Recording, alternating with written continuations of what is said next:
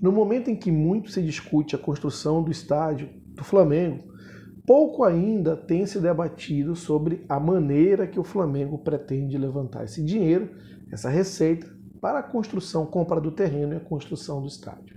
E eu acho importante que o rubro-negro possa debater esse tema para que, de certa forma, impulsione quem comanda o Flamengo a fazer as coisas de maneira clara e principalmente que seja escolhida a melhor maneira, evitando assim que situações de clubes como o Corinthians, que hoje é um clube extremamente endividado, possam ocorrer com o Flamengo.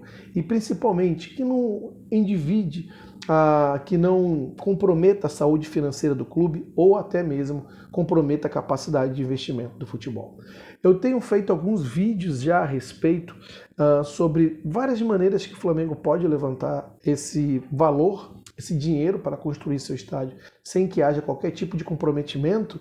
E é muito importante, independente de qual maneira eu vou levantar aqui, que o Flamengo hoje ele goza de uma situação financeira muito saudável. E o Flamengo tem várias, não só uma, maneira de levantar receitas para construir seu estádio, sem que de maneira alguma passe perto de comprometer a saúde financeira do clube. Mas eu vou listar aqui, vou debater especificamente sobre uma maneira.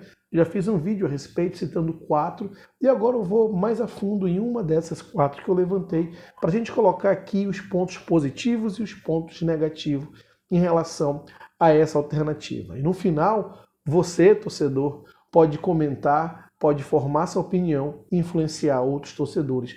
O intuito é que esse debate seja gerado. Eu vou falar aqui então sobre a SAF. Uma das alternativas do Flamengo é se transformar numa SAF, onde ele é o próprio dono da sua SAF, e vender 24,99% dessa SAF para um grupo de investidores ou para 3 empresas. Por que 24,99%? Foi exatamente dessa maneira que o Bayern fez lá na Alemanha. Ele vendeu, vamos arredondar aí, 25%, mas no caso foi 24,99%. Ele vendeu esse percentual da sua própria SAF para Adidas, Audi e Allianz. E dessa maneira, ele conseguiu levantar os fundos necessários para construir o seu estádio, o Allianz Arena, sem nenhum problema. Ou seja, todo o estádio do Bayern foi quitado, foi arcado pelo valor investido por essas 3 empresas, Audi, Adidas e Allianz Arena. E dessa maneira, o clube não precisou tirar 1 centavo do seu bolso para financiar, para construir seu estádio.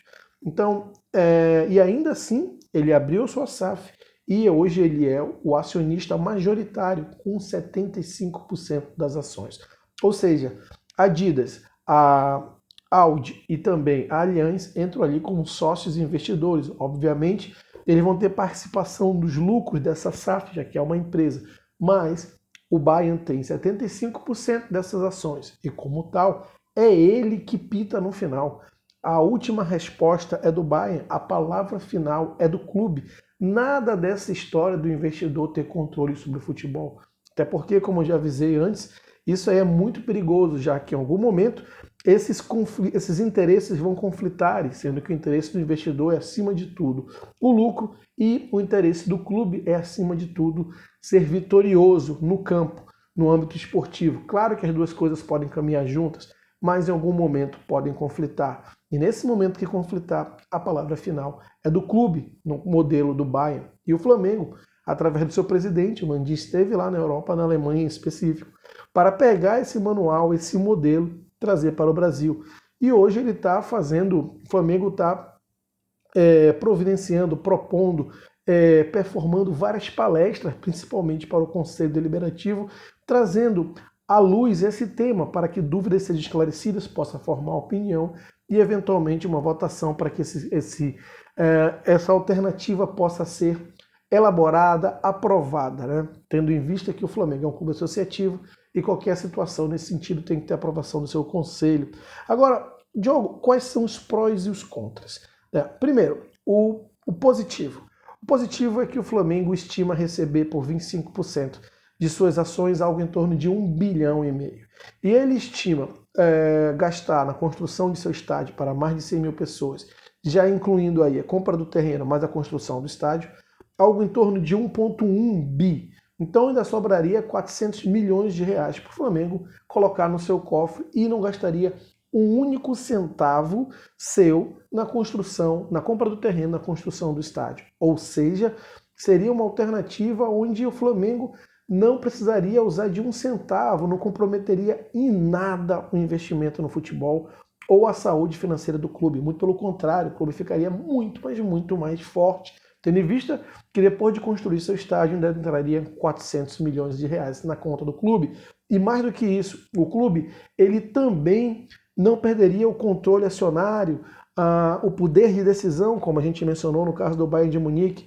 O Flamengo seria a palavra final em qualquer questão de conflito de interesse entre o investidor e o clube.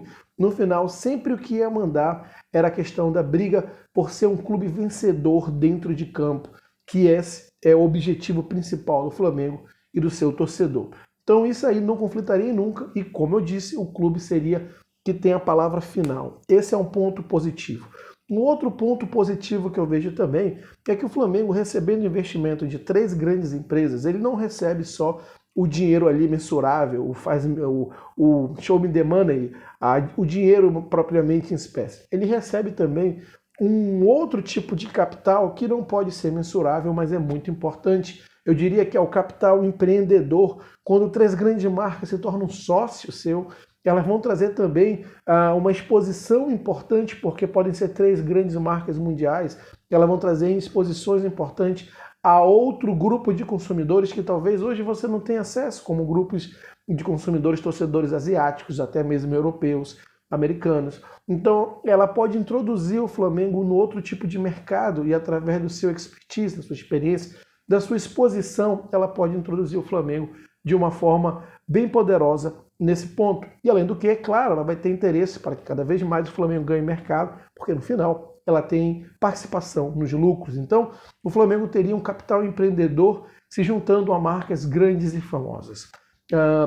Esses são, para mim, os 2 pontos positivos. O ponto que eu acho de oportunidade, eu não diria necessariamente negativo, mas certamente de oportunidade, é que, veja bem, se a SAF do Flamengo vale 1,5 bilhão, nesse momento 1,5 bilhão de reais por 25% da SAF, você imagina nesse momento que existe uma negociação de direitos de transmissão para os próximos campeonatos brasileiros a partir de 2025, já que os contratos atuais encerram em 2024, em 2025 já se começa um novo ciclo de contrato e esses contratos estão sendo negociados nesse momento.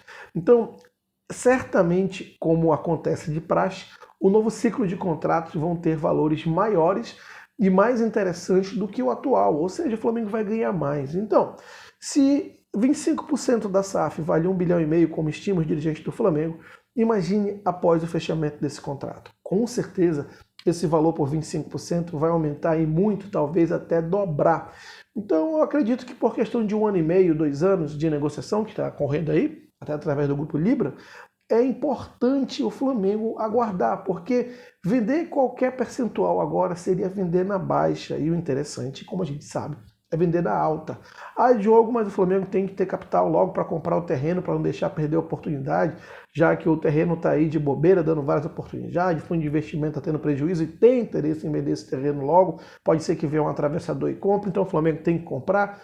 Bom, não é a questão de você virar SAF ou não, pegar um capital de investidor ou não, e quando eu digo SAF, é 25%, já que eu sou contra o investidor ter controle acionário do clube, do futebol, mas não é esse capital que vai fazer diferença para você comprar o terreno agora. Nós estamos falando de um terreno que o Flamengo pretende comprar algo em torno de 200 milhões, por todas as questões que já enumeramos em lives, em vídeos, que o terreno vai ficar mais barato para o Flamengo. E, de verdade, 200 milhões, o Flamengo não precisa pagar tudo à vista. E se você for pegar os balanços do Flamengo nos últimos anos, o Flamengo tem tido superávit de 200 milhões. Ou seja, tem mais de 200 milhões em caixa no Flamengo. E o Flamengo não precisa, como eu disse, gastar tudo para dar.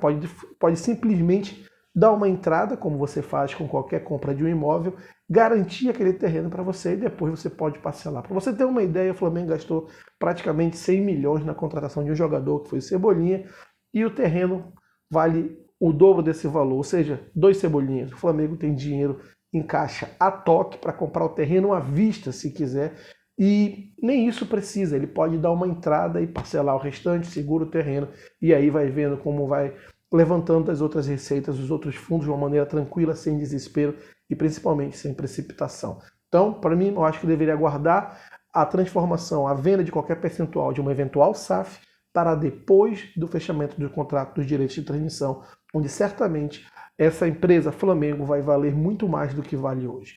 Bom, mas eu quero aqui também saber a sua opinião. Então eu vou pedir uma coisa para você, se inscreva no canal, ajuda muito no crescimento, deixa aquele like, porque aí o YouTube entende como relevante esse vídeo, distribui para mais pessoas, comente aqui, interaja, deixe sua opinião, compartilhe esse vídeo para que possa chegar a mais rubro-negros e definitivamente a gente possa levantar essa questão e, claro, até a próxima.